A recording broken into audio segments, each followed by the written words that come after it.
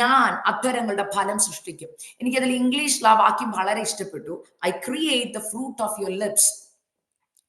നിന്റെ വായിൽ നിന്ന് വരുന്ന വാക്കിന്റെ ഫലം ദൈവം ക്രിയേറ്റ് ചെയ്യാൻ പോവാ, സൃഷ്ടിക്കാൻ പോവാ. അപ്പൊ എന്ത് ഫലം വരണം? ഞാൻ ചോദിക്കട്ടെ, അപ്പൊ നെഗറ്റീവാ വരുന്നെങ്കിൽ എന്ത് സംഭവിക്കും? നമ്മൾക്കറിയാം, ഹല്ലേലൂയ, നമ്മൾ ദൈവവചനം വായിക്കും പറയും, സദൃശ്യവാക്യം 18:21 പറയുന്നുണ്ട്, ജീവനും മരണവും നമ്മുടെ വായുടെ തുമ്പത്താണ്. ഇല്ലേ? ആ വചനം അറിയാവുന്ന എത്ര പേരുണ്ട്? ജീവനും മരണവും നിങ്ങളുടെ അധരത്തിലായിരിക്കുന്നത്. അത് എന്തുകൊണ്ട് അങ്ങനെ വെച്ചേക്കുന്നു?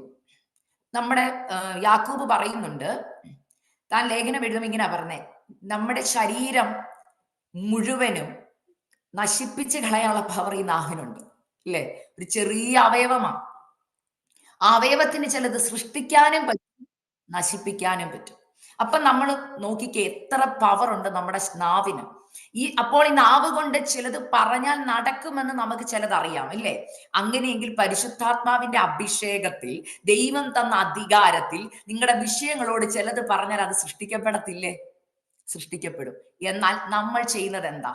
നമ്മുടെ ജീവിതത്തിൽ നിരാശ വരുമ്പോൾ, ചില കാര്യങ്ങൾ അസാധ്യമായി നമ്മുടെ മുമ്പിൽ വെളിപ്പെടുമ്പോൾ, നമ്മളൊക്കെ ചെയ്യുന്ന ഒരു കാര്യമുണ്ട്.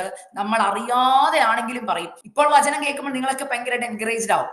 എന്നാൽ മീറ്റിംഗ് അങ്ങോട്ട് കഴിയുമ്പോൾ ആരെങ്കിലും നിങ്ങളുടെ വിഷയത്തെ കുറിച്ച് ചോദിക്കുമ്പോൾ അറിയാതെ ആണെങ്കിലും നമ്മളോട് പറയും, എനിക്കറിയില്ല ഇത് നടക്കുമോ ഇല്ലയോ എന്ന്, എനിക്കറിയത്തില്ല ഞങ്ങളുടെ ജീവിതത്തിൽ എന്താ സംഭവിക്കാൻ പോകുന്നെന്ന്.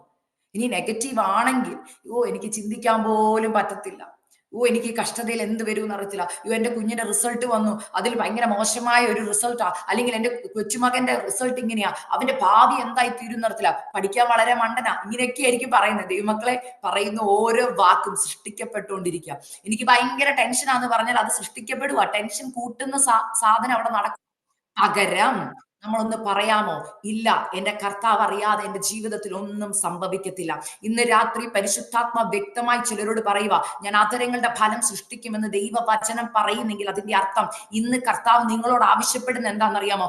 എന്റെ സന്നിധിയിൽ ഇരുന്ന് ഈ വചനം കേട്ടതിന് ശേഷം നിങ്ങളുടെ വിഷയങ്ങളെ നോക്കി നിങ്ങൾ പോസിറ്റീവായത് ചിലത് പറയാൻ പോവുകയാണ്. ഹല്ലേലൂയ.